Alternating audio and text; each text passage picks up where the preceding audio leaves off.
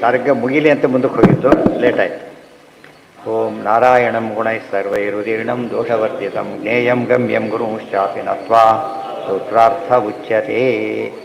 ಓಂ ಅಥಾತೋರ್ಮ ಜಿಜ್ಞಾಸ. ಓಂ ಮುಂದಿನ ಪ್ರಶ್ನೆ ಈಗ ಜ್ಞೋ ಅಥ ಏವ ಅದಾಗಿತ್ತಲ್ಲ, ಸ್ವಲ್ಪ ಆಗಿತ್ತು. ನಿತ್ಯೋ ನಿತ್ಯಾನಾಮಿತಿ ಜೀವಸ್ಯಾಪಿ ನಿತ್ಯತ್ವ ಮುಕ್ತಂ. ಜೀವ ನಿತ್ಯ ಆಗಿರೋದ್ರಿಂದ ನಾವೇನು ಮಾಡಬೇಕೀಗ? ದೇವರಂತೆ ಇದ್ದಾನಲ್ಲ, ಮತ್ತೆ ದೇವರು ಬೇಕು ಅಂದರೆ ಇಲ್ಲ. ಜೀವ ನಿತ್ಯ ಹೌದು, ದೇವರು ನಿತ್ಯ, ಆದರೆ ಜೀವ ನಿತ್ಯ ಅಷ್ಟೇ. ಪರಮಾತ್ಮ ನಿತ್ಯೋ ನಿತ್ಯಾನಾಮ. ಆದ್ದರಿಂದ ಜೀವನಿಗೆ ಪರಮಾತ್ಮನ ಅಧೀನದಲ್ಲಿರೋದು ಅನಿವಾರ್ಯ. ಪರಮಾತ್ಮ ಜೀವನ ಅಧೀನ ಇಲ್ಲ. ಅದರಿಂದಾಗಿಯೇ ನಾವು ಜೀವನಿಗೂ ಕೂಡ ಏನಿಲ್ಲ, ಸ್ವಾತಂತ್ರ್ಯ ಇಲ್ಲ. ಆದ್ದರಿಂದ ದೇವರಿಂದನೇ ಅವನು ಅನುಭವಿಸ್ತಾನೆ. ಈಗ ದೇವರಿಲ್ಲದ ಏನು ಬರ್ತಿತ್ತು? ದೇವರು ಇಬ್ಬರು ಕೂಡ ಸೇಮ್ ಆಗಿಬಿಟ್ಟಿದ್ರೆ ಭುಜಮ ಕೈ ಹಾಕೊಂಡು ಓಡಾಡ್ಬೋದಾಗಿತ್ತು. ಆಗಿಲ್ಲ ಅಂತ ಹೇಳಿ ಪರಮೇಶ್ವರಾದುತ್ಪದ್ಯತೆ ಶಬ್ದ. ಅದಕ್ಕೇನು ಆಧಾರ ಅಂದರೆ ಶಬ್ದಾದೇವ, ಶಬ್ದ ಇದೆ. ಶಬ್ದ ಅಂದರೆ ಶ್ರುತಿ ಅಂತ ಅರ್ಥ. ಇಲ್ಲಿ ಕಾಷಾಯಣ ಶ್ರುತಿ ಹೇಳಿದೆ, ತೇ ವಾತ್ ಏತೆ ಚಿದಾತ್ಮಾನೋ ಅವಿನಷ್ಟಾ ಪರಂಜ್ಯೋತಿ ನಿವಿಶಂತಿ. ಆಮೇಲೆ ವಿನಷ್ಟ ಏವ ಉತ್ಪದ್ಯಂತೆ ನ ವಿನಶ್ಯಂತಿ, ಅವಿನಷ್ಟ ಏವ ಉತ್ಪದ್ಯಂತೆ ನ ವಿನಶ್ಯಂತಿ ಕದಾಚನ ಇತಿ ಕಾಷಾಯಣ ಶ್ರುತಿ. ಆಮೇಲೆ ಯುಕ್ತೇಶ್ಚಾವಂ ನಿತ್ಯಶ್ಚಾಪಿ ಜೀವಸ್ಯ ಉಪಾದ್ಯಪೇಕ್ಷೆಯ ಉತ್ಪತ್ತಿರ್ಯುಜ್ಯತೆ. ಯುಕ್ತಿ ಇದೆ. ಹೇಗೆ ನಿತ್ಯವಾದ ಆಕಾಶಕ್ಕೆ ನೀವೇನು ಹೇಳಿದರು? ಹುಟ್ಟಿದೆ ಅಂತ ಹೇಳಿ ನೀವು ಜೀವನಿಗೆ ಹೇಳಬೇಕಾಗ್ತಿದೆಯಾ? ಏನಿಲ್ಲ. ಅದು ಆಕಾಶ ವ್ಯಾಪ್ತ. ಈ ಮಧ್ಯೆ ಜೀವ ವ್ಯಾಪ್ತ ಅಲ್ಲ, ಏನೂ ಅಲ್ಲ. ಆಕಾಶಕ್ಕೆ ಒಂದು ವಿಧವಾದ ಪರಾಧೀನ ವಿಶೇಷ ವ್ಯಾಪ್ತಿ ಇದೆ ಅಂತ ಹೇಳಿದ ಮೇಲೆ ಜೀವರಿಗೆ ಅದು ಕೈಮುತ್ತೆ ಸಿಗ್ತಾ. ಯುಕ್ತಿ ಇದು. ಉತ್ಪದ್ಯಂತೆ ಚಿದಾತ್ಮಾನೋ ನಿತ್ಯ ಪರಾತ್ಮನಃ ಉಪಾಧ್ಯಪೇಕ್ಷೆಯ ತೇಷಾಂ ಉತ್ಪತ್ತಿರಪಿ ಗೀಯತೆ ಇತಿ ಚ ವ್ಯೋಮ ಸಂಹಿತಾಯಾಂ. ಉತ್ಪದ್ಯಂತೆ ಚಿದಾತ್ಮಾನಃ ನಿತ್ಯಾತ್ ನಿತ್ಯ ಪರಾತ್ಮನಃ. ಜೀವರಿಗೆ ಹುಟ್ಟಿದೆ, ಪರಾಧೀನ ವಿಶೇಷಾಪ್ತಿ ಅಲ್ಲ, ದೇಹ ಪ್ರಾಪ್ತಿ ರೂಪವಾದ ಹುಟ್ಟಿದೆ. ಆದ್ದರಿಂದ ಏನಾಯಿತು? ಇವರಿಗೆ ಸುಖ ಅನುಭವ ಇದ್ದೇ ಇದೆ. ಒಬ್ಬರು ಅಪಾಯಿಂಟ್ ಆದ, ಸುಖ ಆಯಿತು. ಡಿಸ್ಮಿಸ್ ಮಾಡಿದ, ದುಃಖ ಆಯಿತು. ಚೇರ್ ಅಲ್ಲೇ ಇದೆ, ಪೀಠ ಅಲ್ಲೇ ಇದೆ, ಇವನು ಅಲ್ಲೇ ಇದ್ದಾನೆ. ಲಿಂಕ್ ಹೋಯ್ತು ಎರಡಕ್ಕೂ. ದುಃಖ ಪಡ್ತಾನೋ ಇಲ್ವೋ? ಆ ರೀತಿ ವ್ಯತ್ಯಾಸ ಜೀವನಿಗಿದೆ, ದೇವರಿಗಿಲ್ಲ. ಉಪಾಧ್ಯಪೇಕ್ಷೆಯ ತೇಷಾಂ ಉತ್ಪತ್ತಿರಪಿ ಗೀಯತೆ. ಅವರಿಗೆ ಉತ್ಪತ್ತಿ ಈ ಅರ್ಥದಲ್ಲಿ ಹೇಳ್ತೇವೆ ನಾವು. ದೇವರಿಗೆ ಆ ಅರ್ಥದಲ್ಲೂ ಇಲ್ಲ. ದೇಹದ ಕೊಟ್ಟು ಇಲ್ಲ ಪರಮಾತ್ಮನಿಗೆ. ಯಾಕಂದ್ರೆ ದೇಹಕ್ಕೂ ಪರಮಾತ್ಮನಿಗೆ ಭೇದನೇ ಇಲ್ಲ. ಆದ್ದರಿಂದ ಇತೀಚ ವ್ಯೋಮ ಸಂಹಿತಾಯಾಮ್ ಇತಿ ಜ್ಞಾ ಅಧಿಕರಣಂ. ಜ್ಞಾ ಅಂದರೆ ಜೀವ ಇದೆ. ಜೀವನಿಗೂ ಸಹ ಹುಟ್ಟಿದೆ. ನಿತ್ಯನಾಗಿದ್ದರೂ ಕೂಡ ದೇಹ ಎಂಬ ಉಪಾಧಿಯನ್ನು ಹೊಂದೋ ಮೂಲಕವಾಗಿ ಅಂತ ಉತ್ತರ ಕೊಡೋದು ಈ ಅಧಿಕರಣದ ಸಾರ. ಆಗ ಪ್ರಶ್ನೆ ಬಂತು, ವ್ಯಾಪ್ತ ಹಿ ಆತ್ಮಾನಶ್ಚೇತನಃ ನಿರ್ಗುಣಶ್ಚ ಸರ್ವಾತ್ಮಾನಃ ಸರ್ವರೂಪಾಃ ಅನಂತಾಃ ಇತಿ ಕಾಷಾಯಣ ಶ್ರುತೋ ವ್ಯಾಪ್ತತ್ವಂ ಪ್ರತೀಯತೆ. ಹೊಸ ಪ್ರಶ್ನೆ ಬಂತೀಗ. ಜೀವನು ವ್ಯಾಪ್ತರೋ ಅಣುಗಳು ಅಂತ ಪ್ರಶ್ನೆ. ಈಗ ನಾವು ಏನೇನು ಪ್ರಶ್ನೆ ಕೇಳ್ತೀವಿ ಎಲ್ಲದಕ್ಕೂ ಉತ್ತರ ಇದೆ. ನಾವು ಹಾಗಲ್ಲ, ಎಲ್ಲ ಉತ್ತರ ಸಿಕ್ಕಮೇಲೆ ಶಾಸ್ತ್ರ ಓದ್ತೀವಿ ಅಂತೀವಿ.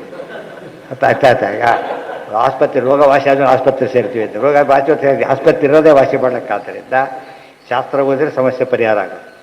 ಎಲ್ಲ ಉತ್ತರ ಎಷ್ಟು 222 ಅಧಿಕರಣದಲ್ಲಿ ಎಲ್ಲ ಪ್ರಶ್ನೆಗಳು ಮುಗಿದೋಗ್ತಾರೆ. ಎಲ್ಲ ಪ್ರಶ್ನೆಗೆ ಉತ್ತರ ಕೊಟ್ಬಿಡ್ತಾರೆ. ಉಳಿದ ಇನ್ನೇ ಪ್ರಶ್ನೆಗಳಿದ್ದು ಉಪಪ್ರಶ್ನೆಗಳಷ್ಟೇ. ಇದು ಲಿಂಕ್ಡ್ ಸಮ ಉತ್ತರ. ಆದ್ದರಿಂದ ಮೇನ್ ಪ್ರಶ್ನೆಗೆ ಉತ್ತರ ಕೊಟ್ಟ ಮೇಲೆ ಅದಕ್ಕೇನು ಕೊಡಬೇಕಾಗಿಲ್ಲ. ಆಯಿತಾ? ಅಣುರ್ಹಿ ಏಷ ಆತ್ಮ. ಇನ್ನೊಂದು ಕಡೆ ಬಂತು, ಅಣುರ್ಹಿ ಏಷ ಆತ್ಮ ಯಂ ವಾ ಏತೆ ಸಿನೀತಃ ಪುಣ್ಯಂ ಚ ಅಪುಣ್ಯಂಚ. ಅಪುಣ್ಯ ಅಂದರೆ ಪಾಪ.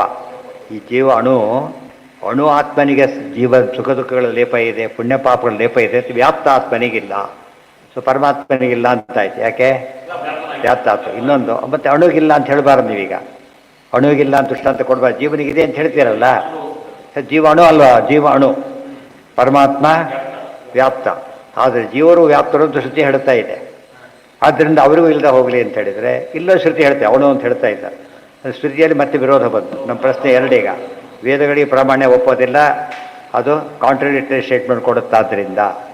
ಇನ್ನೊಂದು ನಿರ್ಣಯ ಆಗೇ ಇಲ್ಲ, ನಾವು ವ್ಯಾಪ್ತಂತ ಯಾಕೆ ತಿಳ್ಕೋಬಾರ್ದು, ಭ್ರಮೆ ಅಷ್ಟೇ. ಅದಕ್ಕೆ ಹೇಳ್ತಾರೆ ಅಲ್ಲ. ಉತ್ಕ್ರಾಂತಿ ಗತ್ಯಾಗತೀನಾಂ ಓಂ ಹೇತೂನಾಂ ಸಕಾಶಾತ್ ಅಣುರೇವ. ಜೀವರು ವ್ಯಾಪ್ತರಲ್ಲ, ಇದು ಉತ್ತರ. ಒಂದು ನಿರ್ಣಯ, ಜೀವರು ವ್ಯಾಪ್ತರಲ್ಲ. ಪರಮಾತ್ಮ ವ್ಯಾಪ್ತ ಹೌದು, ಜೀವರು ವ್ಯಾಪ್ತರಲ್ಲ. ಹೇತು ಎಷ್ಟು? ಉತ್ಕ್ರಾಂತಿ ಗತಿ ಆಗತೀನ 3 ಹೇತು ಇದೆ. ಉತ್ಕ್ರಾಂತಿ ಒಂದು, ಗತಿ ಒಂದು, ಆಗತಿ ಒಂದು. ಅದು ಬಹುವಚನ. ಹೇತೂನಾಂ ಸಕಾಶಾತ್ ಅಣುರೇವ. 3 ಹೇತುಗಳಿವೆ. ಇವತ್ತು ಬ್ಯಾಕ್ಟೀರಿಯಾ ವ್ಯಾಪ್ತ ಅಂತ ಹೇಳ್ತೀರಾ, ವೈರಸ್ ವ್ಯಾಪ್ತನ? ಇಡೀ ವೈರಸ್ ವ್ಯಾಪ್ತ ಇರ್ಬೋದು, ಒಂದೊಂದೇ ವೈರಸ್ ವ್ಯಾಪ್ತ ಅಲ್ಲ. ಅದೇ ರೀತಿ ಜೀವ ಅಣು. ಸೋ ಅಸ್ಮಾತ್ ಶರೀರಾದುತ್ಕ್ರಮ್ಯ ಅಮುಂ ಲೋಕಮಭಿಗಚ್ಚತಿ ವಮುಷ್ಮಾತ್ ಇವಂ ಲೋಕಂ ಆಗಚ್ಚತಿ. ನೋಡಿ, ಗತಿ ಆಗತಿ. ಸಗರ್ಭೋ ಭವತಿ ಸ ಪ್ರಸೂಯತೆ ಗೊತ್ತಾಯ್ತಾ. ಸ ಕರ್ಮ ಕುರುತೆ ಇತಿ ಪೌಷ್ಯಾಯಣ ಶ್ರುತಿ. ಜೀವ ಹುಟ್ಟುತ್ತಾನೆ, ಶರೀರದ ಬರ್ತಾನೆ, ಮತ್ತೆ ಹೋಗ್ತಾನೆ. ಹೋಗೋದು ಬರೋದು ನಡೆದೇ ಇದೆ. ಗತಾಗತಂ ಕಾಮ ಕಾಮಾಲಭಂತೆ. ಇವೆಲ್ಲ ಇರೋದರಿಂದ ಜೀವ ಏನಾಗ್ಲಿಕ್ಕೆ ಸಾಧ್ಯ ಇಲ್ಲ. ಮತ್ತು ಆಕಾಶ ಮೂವ್ ಆಗುತ್ತೆ ಅಂತ ಯಾರು ಹೇಳ್ತಾರಾ? ಯಾಕೆ? ಎಲ್ಲ ಕಡೆ ಇರೋದ್ರಿಂದ. ಗೊತ್ತಾಯ್ತಾ? ಅದೇ ರೀತಿಯಲ್ಲಿನೇ ಜೀವ ವ್ಯಾಪ್ತನಲ್ಲ ಅಂತ ಹೇಳೋಕ್ಕೆ ಹೋಗ್ತೀವಿ ನಾವು. ಯಾಕೆ ಅಂತ ಕೇಳಿದರೆ ಅವನಿಗೆ ಮೂಮೆಂಟ್ ಇದೆ, ಆದ್ದರಿಂದ ಏನಿಲ್ಲ, ವ್ಯಾಪ್ತತ್ವ ಇಲ್ಲ. ತತ್ರ ಸ್ವಾತಂತ್ರ್ಯ ಪ್ರತೀತೇಹೇ. ಮತ್ತು ಪರಮಾತ್ಮನ ಬಗ್ಗೆ ಏಕ ಪ್ರಸೂಯತೆ ಸಸ್ಯ ಅಸ್ವಾತಂತ್ರ್ಯ ಪ್ರಸೀತೆ. ಅಲ್ಲಿ ಅಸ್ವಾತಂತ್ರ್ಯ ಇದೆ ಜೀವನ. ಇಷ್ಟೆಲ್ಲ ಮಾಡ್ತಾನಲ್ಲ, ಇಷ್ಟಪಟ್ಟು ಮಾಡೋದಲ್ಲ ಇದು. ಏನು ಮಾಡ್ತಿದ್ದಾನೆ ಅವನೀಗ?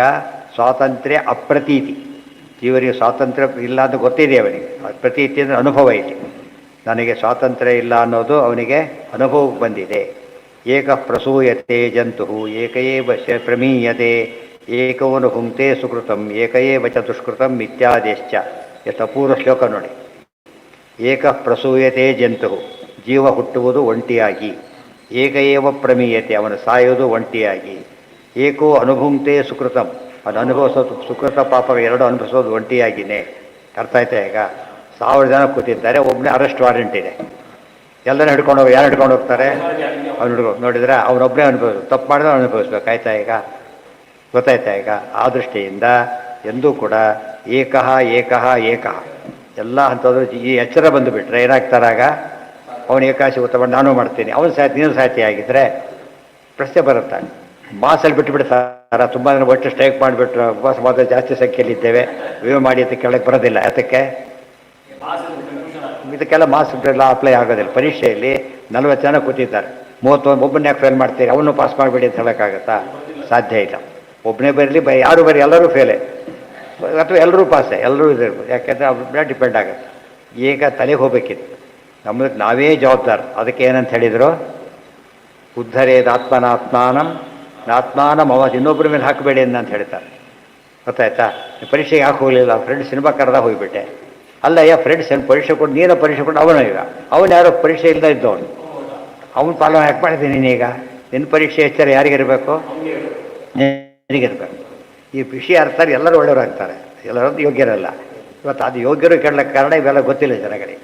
ಇದನ್ನ ಹೇಳಬೇಕು ಅವನೇ, ನೋಡಯ್ಯ ನೀನು ಓದ್ತು ನೀನು ಫೇಲ್ ಆಗ್ತೀಯ ಅಷ್ಟು, ಅವನೇ ಫೇಲ್ ಆಗ್ತಾನೆ, ನಿನ್ನ ಜವಾಬ್ದಾರಿ ಅಲ್ಲೇನಿದು? ತುಂಬ ಜನ ಹಾಗಲ್ಲ, ಯಾರೋ ನೋಡಿ ಮಾಡ್ತಾರೆ, ಕೇಳ್ಬಿಟ್ಟು ಹೋಗ್ಬಿಡ್ತಾರೆ. ಹಾಗೆ ಮಾಡಬಾರ್ದು. ಅವನು ಡ್ರಗ್ ತಾನು ಡ್ರಗ್ ತಗೋಬೇಕು. ಹಾಗೆಲ್ಲ ಮಾಡ್ಲಿಕ್ಕೆ ಹೋಗ್ಬಾರ್ದು. ಏಕ ಪ್ರಸೂ ಬ್ರಹ್ಮಸೂತ್ರ ಭಾಷೆ ಓದೋರು ಯಾರು? ರಿಟೈರ್ಡು ಅವ್ರು ಏನು ಕೇಳಿ ಏನೂ ಉಪಯೋಗ ಇಲ್ಲ ಅಂತ ಅನಿಸುತ್ತೆ. ಆದರೆ ಮುಂದಿನ ಜನ್ಮಕ್ಕಾರ ಆಗಲೇದು ಉಪಯೋಗ ಇದೆ. ಆದರೆ ಇವತ್ತು ನಡೀತಿರೋದೇನೆಂದರೆ ಪೂರ್ತಿಯಾಗಿ ಮುದುಕರಿ ಶಾಸ್ತ್ರ ಅಂತ ಮಾಡಿಬಿಟ್ಟಿದ್ದಾರೆ. ಹುಡುಗರಿ ಶಾಸ್ತ್ರ ಅದನ್ನೇ ಪ್ರಹ್ಲಾದ ಹೇಳಿ, ಹೋಮಾರ ಆಚರ್ಯತ್ ಪ್ರಾಜ್ಞ ಧರ್ಮಾನ್ ಭಾಗವತಾನ್ಯ. ಲೋಕದ ಎಜುಕೇಷನ್ ಮಹತ್ವ ಎಲ್ಲರಿಗೂ ಗೊತ್ತಾಗ್ಬಿಟ್ಟಿದೆ. ಲೌಕಿಕ ಡೇಟು ಹೆಚ್ಚು ಬರೆಸಿ ಬೇಸ್ ಸೇರಿಸಿಬಿಡ್ತಾರೆ. ಅಧ್ಯಾತ್ಮ ಬಂದಾಗ ಅವರು ಸತ್ತ ಮೇಲೆ ಎಷ್ಟು ಮೂರ್ಖರಿದ್ದ. ಇದು ಬೇಸಿಕ್. ಇದು ಎಲ್ಲ ವಿದ್ಯೆಗೂ ಕಾಮನ್ ವಿದ್ಯೆ ಯಾವುದು? ಅಧ್ಯಾತ್ಮ. ಅಧ್ಯಾತ್ಮ ವಿದ್ಯಾ ವಿಜ್ಞಾನ. ಅದ್ರ ಬಗ್ಗೆ ಇವತ್ತು ಎಚ್ಚರಣೆ ಇಲ್ಲ ಅಂತ ಹೇಳಿ ಯಾರಿಗೆ ಎಚ್ಚರ ಇದೆ ಯೋಚನೆ ಮಾಡಿ? ಇಲ್ಲವೇ ಇಲ್ಲ. ಎಚ್ಚರ ಇರಬೇಕಾದವರಿಗೆ ಇಲ್ಲ. ಅವರು ಬಿಡುತ್ತೆ ವಿಷಯ ಬೇಡ ನಮಗೆ. ಇವತ್ತು ಎಚ್ಚರ ಇರಬೇಕಾದವರಿಗೆ ಇಲ್ಲ. ಹೌದು, ಅದ್ಯಾಕೆ ಬಂತು ಇಲ್ಲಿ ದಿಕ್ಕಿದ್ದಾಗೆ ಹೇಳಿ, ಮುಂದೆ ಹೇಳಿ. ಏನು ಸರ್ವಶಾಸ್ತ್ರಾರ್ಥ ಸಂಗ್ರಹ ಅಂದರೆ ಇಡೀ ಸರ್ವಶಾಸ್ತ್ರಾರ್ಥ ಅಂದರೆ ಬ್ರಹ್ಮಸೂತ್ರಗಳು, ಅದರ ಸಂಗ್ರಹ ಅಂದರೆ ಅಣುಭಾಷ್ಯ. ಸರ್ವಶಾಸ್ತ್ರಾರ್ಥ ಸಂಗ್ರಹ ಮೊದಲೇ ಇದೆ. ತಾತ್ಪರ್ಯ ಕೂಡ ಹಾಗೇನೆ ಸರ್ವಶಾಸ್ತ್ರಾರ್ಥ, ಅದಕ್ಕೂ ಅದೇ ಹೆಸರು. ಇನ್ನು ಕೆಲವು ಹೇಳ್ತಾರೆ ನಾಳೆ ಅದೆಲ್ಲ ಇನ್ನು ಮುಗಿಸಿಲ್ಲ ಅದನ್ನು. ಅವಳು ಹೇಗೆ ಜೀವ ಅನ್ನೋಂಬುದು ಅನೇಕ ಕಾರಣ ಕೊಟ್ಟು ಹೇಳ್ತಾರೆ. Very interesting. ಎಷ್ಟು ಅರ್ಥ ಭಾಳ ಸೂತ್ರಗಳಿದ್ದಾರೆ ನೋಡಿ, ಎಷ್ಟಿವೆ? 26ವರೆಗೂ, 20ರಿಂದ 26ವರೆಗೂ ಅಷ್ಟು ಸೂತ್ರಗಳಲ್ಲಿ ಹೇಳ್ತಾರೆ. ಅನೇಕ ಪ್ರಶ್ನೆಗೆ ಉತ್ತರ ಕೊಡ್ತಾರೆ. ಅಣುವಾಗಿ ತೆಗೆದು ಪ್ರಾಬ್ಲಮ್ಸ್ ಬರುತ್ತೆ, ಉತ್ತರ ಕೊಡಬೇಕು ಅದಕ್ಕೆ. ವ್ಯಾಪ್ತರಲ್ಲ ಅಂತ ಹೇಳಿದರೆ ಸರಿ, ಅಣು ಅಂತೇಳಿ ಇನ್ನೊಂದು ಪ್ರಾಬ್ಲಮ್ ಬರುತ್ತೆ ಅಂತ ಹೇಳ್ತಾರೆ. ಅದಕ್ಕೆಲ್ಲ ಉತ್ತರ ಕೊಟ್ಬಿಟ್ಟು ಕನ್ವಿನ್ಸ್ ಮಾಡ್ತಾರೆ. ಆ ಭಾಗ ನಾಳೆ.